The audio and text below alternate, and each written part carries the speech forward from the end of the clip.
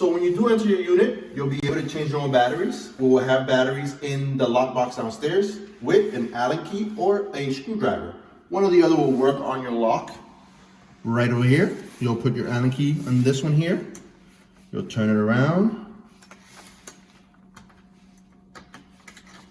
Loosen it up completely.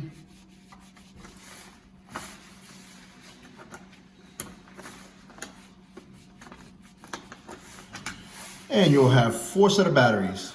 You will take all these batteries out one by one.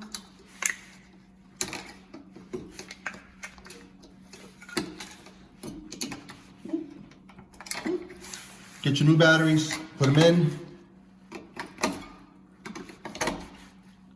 And just wait for the... Welcome to Yale. Welcome to Yale. You're all set. You'll put this back, cover on, and you tighten up the screw. Should be all set.